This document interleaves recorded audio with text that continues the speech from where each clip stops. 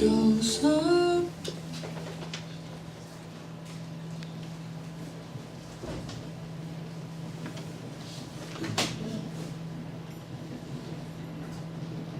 Talk to me.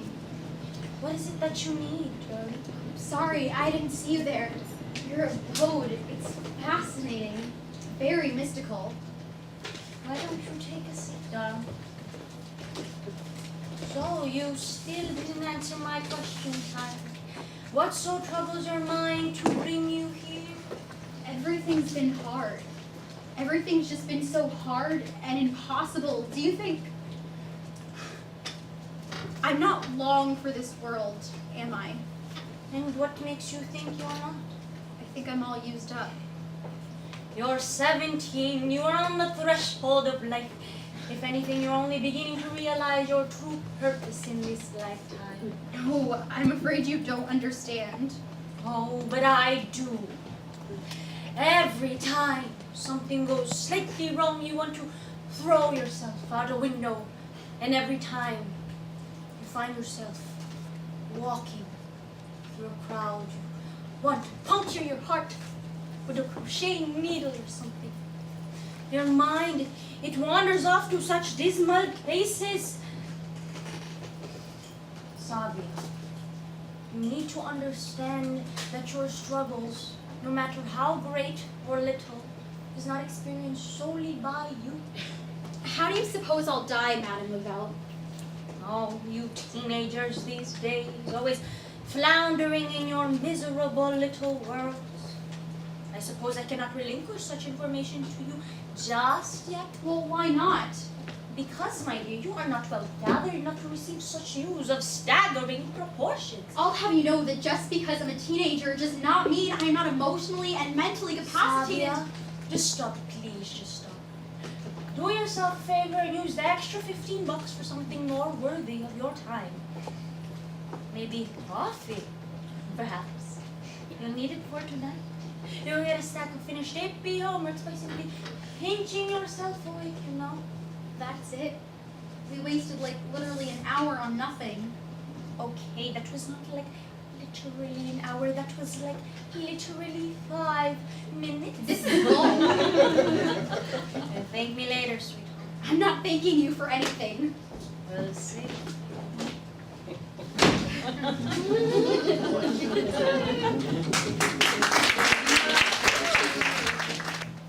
Dear Elena, I love you. Please do not attempt to call. I went to the psychic the other day. I was asking all the wrong questions. Please do not attempt to call. I'll be safe, I promise.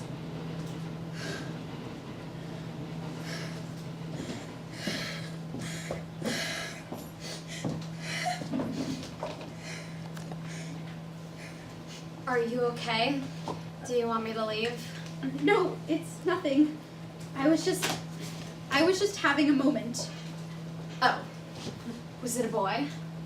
Sorry? It was a boy, wasn't it? No, it's nothing. Well, there's obviously something getting you down. God. That's what's getting me down. God's getting me down. He's making damn sure I fall hard on my ass onto a floor of nails. Every day, it's something new. Nosebleeds, I lose all my cash, getting bad advice from psychics. Isn't that exciting? How is that in any shape or form exciting? Every day is a new hurdle to jump over. No. Every day, I'm practically waiting to talk to walls and walk across pavements of hot stone and cement. Oh, tomorrow is full of promises. You can fool around with boys and or girls. You can dye your hair blue. Hell, you can spend $40 on sushi and black and white cookies and some other junk and watch Netflix. You can dance in the rain, sing in the rain, or you can sleep until 2 p.m. and spend the rest of the day shopping. Doesn't that sound exciting? I'm broke and I have school. Svetlana, I'll be right back. This isn't over. Thank you. Now, where were we? Well, Svetlana, do you want to make a $170. Is this a joke? Oh, no, this is a legitimate offer. No strings attached, completely off record, under the table stuff. Are you interested? Depends. What did you have in mind? I'm gonna need you to get rid of me. Pardon? You make sure to wipe me clean off the earth, and the 870 is yours. Are you insane? No, just tired. Clearly, because this is not a very well thought out plan or legal. I'll have you know, this is a well-conceived plan. Oh, my bad. Please elaborate. Okay, so first you meet at Stone's Block Field at midnight. Then you knock me out with chloroform or something. Afterwards, you strip me naked and wear my clothes. Why would I wear your clothes? I'm getting to that. Okay. Okay, so you wear my clothes, right? Okay. Next, you stuff your own clothes into a duffel bag or whatever. Great. Then you do what you gotta do. Hammer in my skull, stab me, slit my throat, yada yada yada. I could care less. Then you stuff my body into a trash can and set me on fire. Once that's over and done with, what's so funny? Oh, it's just comical, that's all. Well, do you have any better ideas? Yeah, how about going to a clinic? Or talking to someone who doesn't entertain your little fantasies? Now, why would I want to do that? You have this warped idea of what it means to die. You think it's as easy as a transaction. You've absolutely no clue the impact of death. I could give a shit about the impact. Take notice of my hands. I could chop them off if I wanted to. If I wanted to. I'm in control. And it doesn't concern you. It doesn't concern my friends, and sure as hell doesn't concern my mother. In fact, I'm doing you a favor here. I'm offering 870 goddamn nuts to do a quick and easy job that I'm planning. Escorts aren't even paid this much. Wow, how much do you hate yourself to willingly pay someone to mutilate you like that? Have you thought about the amount of mental and emotional pain you're going to put your family through? I'm talking about decades worth of grief. Now, I understand you've lost your way, but please stop this nonsense. You have absolutely no idea what you're getting into. You're too late. This is happening with or without you. You think you're the first person I've asked? I have a dozen posts on Craigslist. I literally have people lining up to kiss my feet. People are willing to eat crap for $100. Imagine what they're willing to do for about $900. I don't know what to say anymore. Just say yes or no.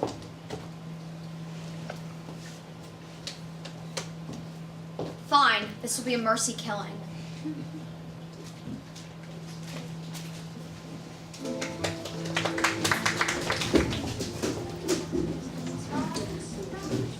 Hey, Svetlana. It's me. It's almost 6:30. Just ring me in when you get the message. You don't have to call me back. Okay, thanks. Damn it, Svetlana. Svetlana? What's the meaning of this? Svetlana, this is not funny. Cut the crap. Svetlana, please, answer me. Ah!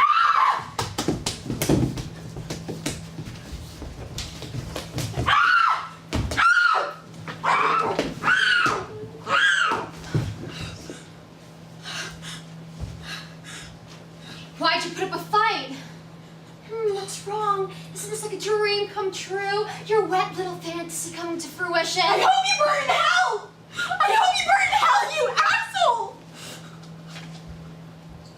Okay, get up. Don't touch me. You had this coming, sweetheart. I'm sorry, but you were asking for it. You can't blame me.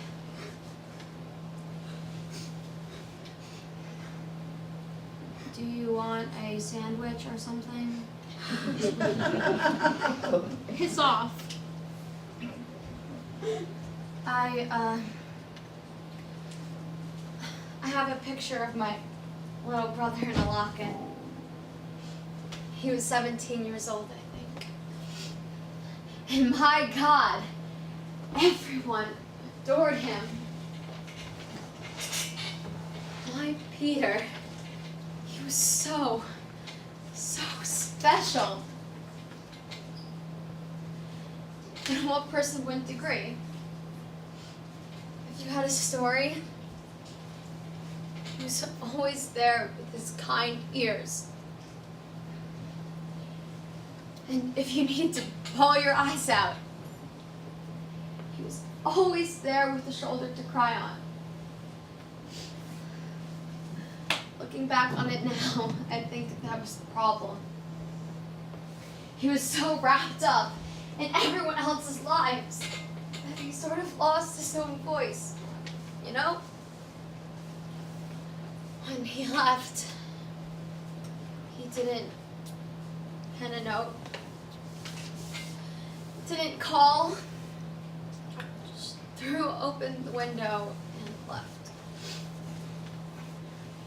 I am so sorry.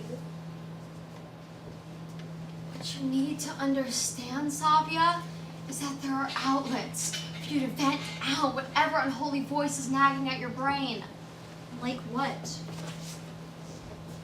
Writing, splashing paint across a canvas, through creative catharsis. I can't paint for shit, and I don't care for writing. You don't have to be spectacular whatever you do, you just have to be willing. I'm not sure if I want to. Well, why not? I'm pretty content. You need to find your light again, Savia. Humans aren't inherently born with the will to die. That line was from a poet. Smart poet. I wish I thought of that line first. Happens to me all the time.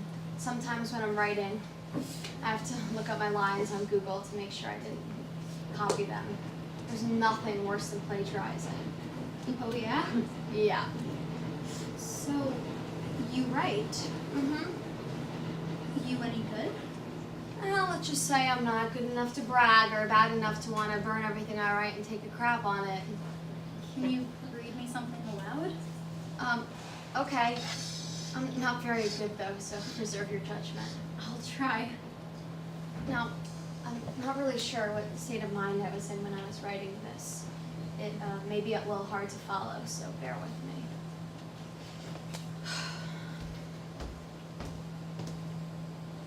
My brother is perhaps the only true alchemist I know. When he dreams, he's the conductor of his very own blood orchestra. He touches pale into nuance, touches words to gold. I long for him to find peace and purpose. And as he finds a meaning and toils for resurrection, I stand by his side, loyal, his very own vigil.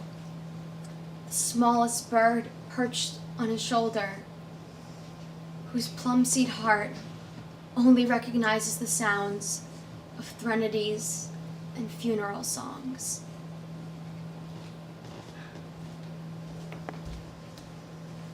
I'll be honest. When you said poem, I thought you wrote about world peace and flowers and baking with your grandma or something. But that was a pleasant surprise. It was nice. That's not my best poem. Can I hear another one? You know, Savia, maybe you should write your own poem. I'd rather not. I'm not very handy with a pencil or pen or any writing tool for that matter. You think I was any good when I first started? No one's born with the talent to write. It's something you slowly begin to hone and command through practice and exposure. It's the most accessible form of self-expression for good reason. What about dancing and singing? Well, it's kind of frowned upon to break out into dance in a library or to break out into song in a museum. I mean, I guess. You like witches? Only the nasty ones. Poetry is a kind of witchcraft. You have the power to manifest, to call forth, to make what didn't happen happen. Rachel McKibbins. What does that even mean? We have the ability to paint a different world with our hands. Through writing and poetry, we can give our lives different beginnings or endings, even if it's not true. There are many rules to be bent, and McKibbins is right. Poetry is a kind of witchcraft. You may even call it alchemy. You keep using that word, alchemy. It means to have the power to Transform something ordinary into something special. Take something as common as hatred, and you can turn it into something profound and thunderous. You have no idea how many people I've killed in my poems. But better 60 times on paper than in real life. And better to let my anger out on a notebook than to let it swell up inside of me. You can kill people through poetry? Oh, of course. There are many ways to correct your wrongs, and one of them is by throwing someone into a metaphorical volcano. Sound appealing? Yeah. I want to be a speech witch.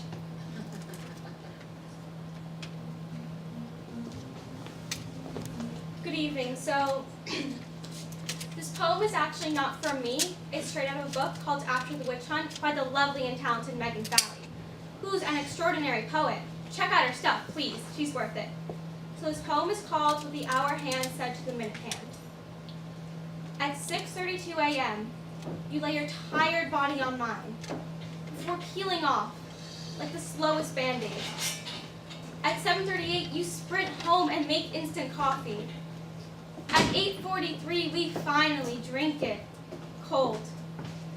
I finish your leftover half.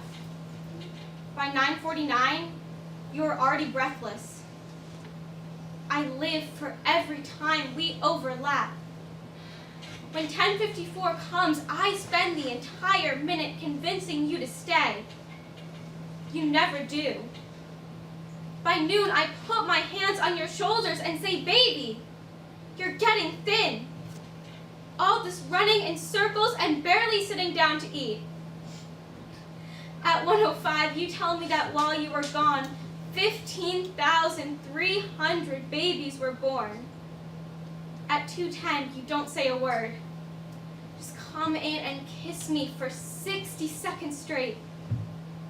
At 3:16, I read aloud from The Giving Tree. It's your favorite book, because you never heard how it ends.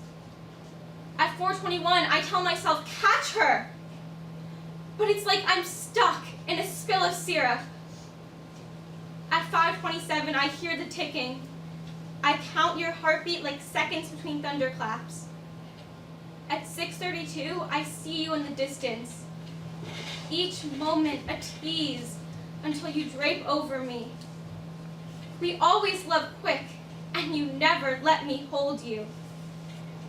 I dream of drinking you through a straw. At 7:38, you watch my beard grow 27 millionths of an inch. At 8:43, we do not speak. Too many people have died since we last met. At 9:49, we get selfish, pray for the apocalypse, anything. Stop the cruel bully of time. When 10:54 comes, you'll apologize 60 times. Because it will always be like this. By midnight, I have already fallen asleep. It's exhausting loving someone so much who is constantly running away. Thank you.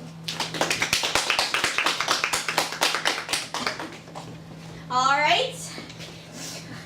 All right, give it up one more time for Henrietta. Yes, yes. All right, our next poetry reader is new here. This is her first time at a poetry reading, so please give a warm welcome to Salvia Carmichael. Hello, everyone. Hey.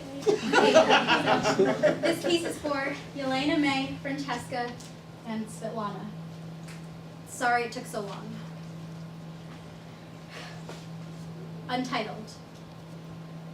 Here in my mausoleum, I have betrayed myself 5 times over, paraded myself online, and tagged my own body for sale. I've invited strangers to caress me with gardening shears and sip up my humanity in flames.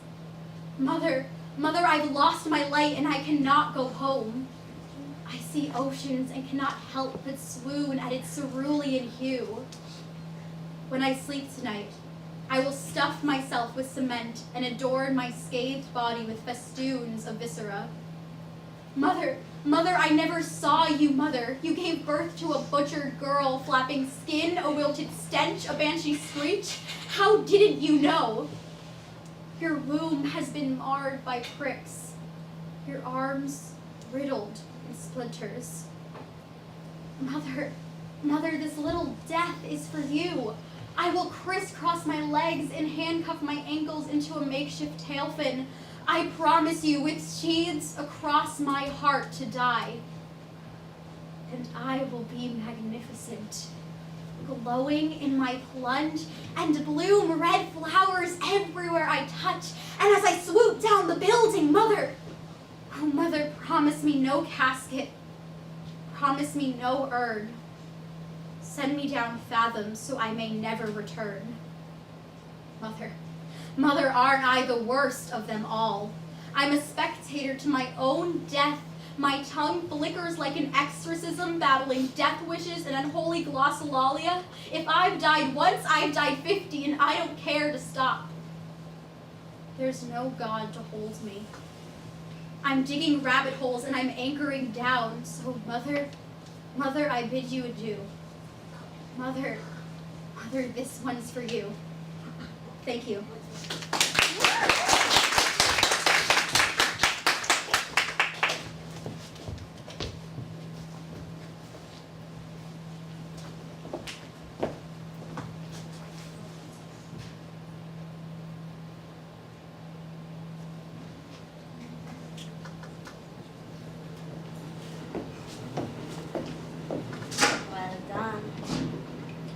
Got to stop popping up in all these random places.